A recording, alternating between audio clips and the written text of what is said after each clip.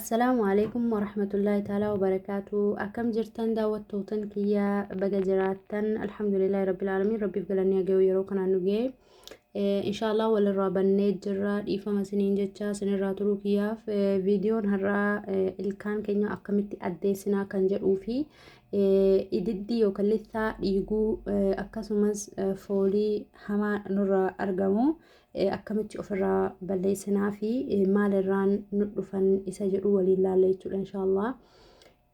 Waan ajaa'ibaati dhugaa waan kana haaraa illee natti hin fakkaatu namoonni beekaa garuu akka waan salphaatti laallee kan isa dhiisneeru natti fakkaata akkuma mataa kiyyarraan ka'ee yoon dubbadhe jechuudha. Ilkaan addeessuudhaaf kisaleen gahee guddaa taphataa. Kisaleedha kuni kisalee yookaan faam jechuudha. Isa ilkaan addeenyaaf gargaarachuu waan biraatiif osoo hin taane addeessuu qofaadhaaf jechuudha. Akkasumas ididdiin dhiiguu kun maaliif dhiigaa yoo kan jettan tahe ididdiin kun jiir yookaan nyaata nyaannu nu keessatti yoo ilkaan keenya daddafnee herregne akka dhiiguu nu saaxila jechuudha. Yoo dhiiga immoo foorii hamaa fidaa jechuudha. Akkasumas dhukkubbii ilkaaniitiif ilkaan keenya dhabuudhaaf nu saaxila jechuudha. Waan akkasiiti addeessuudhaaf akkasiin jedhe kisaleedha. Kisalee akkamitti fayyadamna walumaan laalla inshallah.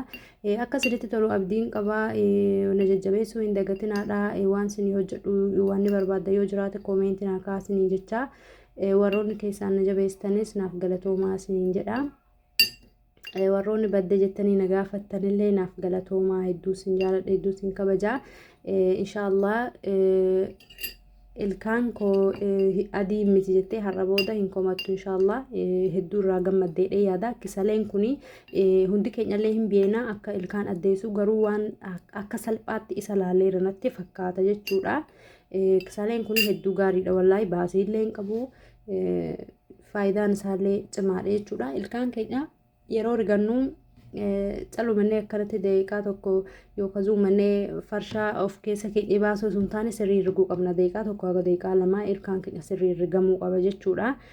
Maajuun tokkotu jira immoo maajuuna torbaniin guyyaan tokko qofaa fayyadamnu maqaasaa siniif hin barreessa xiqqoo wanni jala siniif hin barreessaa seedaliyaadhaan bitachuu dandeessan jechuudha. Torbanitti yeroo tokko qofaa fayyadamna. Inni maajuuna aadii sun taane ilkaan addeessuu qofaa taphata jechuudha.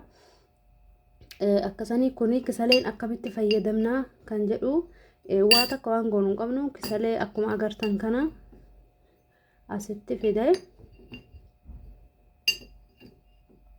waanuma xiqqoo waanuma yeroo tokko qofaa fayyadamnu jechuudha. Kuni torbanitti guyyaan lama guyyaan sadii rakkoo takka hin qabu. Haguma feetan yoo fayyadamtanillee dhiibbaa nama fiduu hin qabu. Kisaleen aadiidha jechuudha. Waan keemikaala of keessaa waan hin qabneef jechuudha.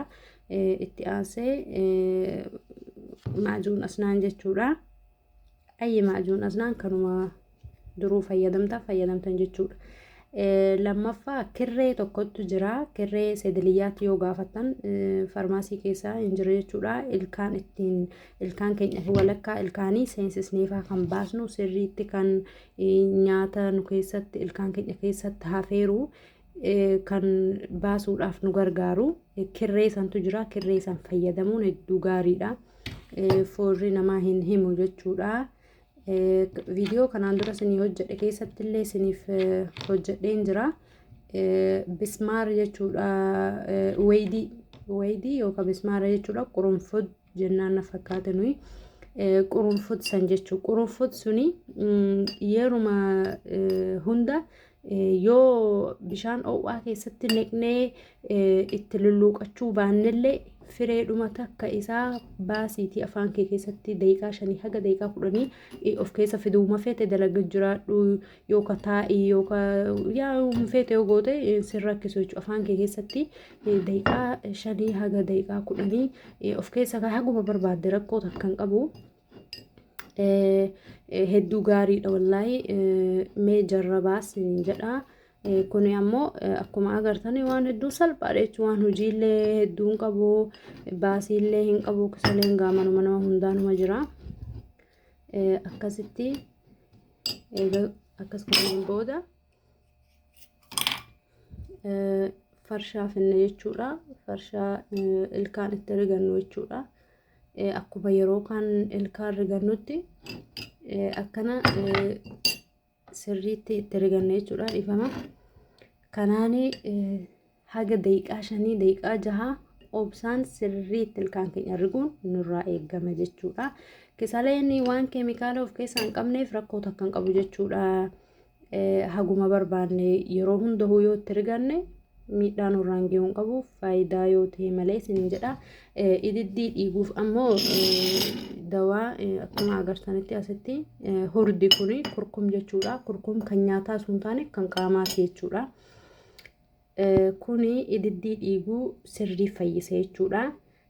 Zayit joozal hindi jechuudha. Zayit joozal hindi ganama yeroo ilkaan keenya akkuma yeroo hunda rigannutti eeguu rigannee ra'anneen booda fal'aanuma akkanaa kanaan tokko afaan keenya keessa keenya jechuudha. Daqiiqaa 5 haga daqiiqaa 10 zayit joozal hindi yoo hin qabaanne zayit zayituun jechuudha.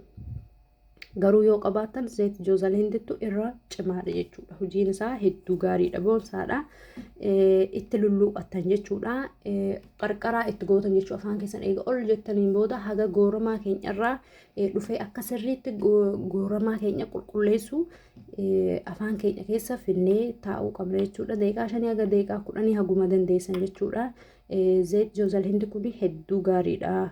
Ganama madmadaa yookaan lulluuqqannaadha jechuudha. Itti lulluuqqatama achi booda ofirraa toftan jechuudha. Bishaan xiqqoo qabbanan taane yookaan waan taane bishaan jiddu galeessa ta'een afaan keenya lulluuqqannaa khalaas haganuma jechuudha. Yeroo hunda yeroo ganama hirriibaa kaatu waa takka sun nyaatin dura zayit joozal hindi kana afaan kee yoo itti lulluuqatte eega ilkaan rigatteen booda atummaan hin agartaa. Ididdiin kee hin madaa'uu hin dhiiguu diddiimatee kan dhidhiitaa'ee ididdii kan nama dhukkubu jechuudha. Namarraa dhaaba inshaallah.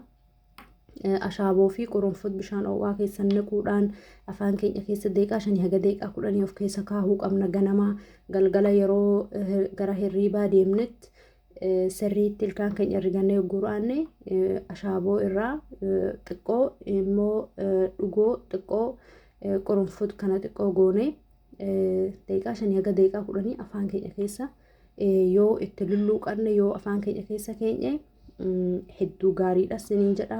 Akkasinitti tolu abdiin qaba. Inshaallah yoo sinitti tolu subscribe like share naaf godha. Comment illee naa barreessa. Waan barbaadda siniif hin hojjedha. Kuni ididdii dhiiguu akka ajaa'ibaaf fayyisa. Waan ofii kiyya jarrabe inshaallah warri ididdiin keessan dhiiguu fi ilkaan keessan sin dhukkubu yeroo dhiyoo keessatti akkasin dhiisu abdiin qaba. Sirriitti fayyadamaa siniin jedha inshaallah. Viidiyoo biraatiin haga walitti deebinutti nagayaan naaf turaa. Hedduu sin jaaladha, hedduu sin kabajaa, na jajjabeessuu hin dagatinaa siniin jecha. Assalaamu alaikum warahmatullaahi wabarakaatuh.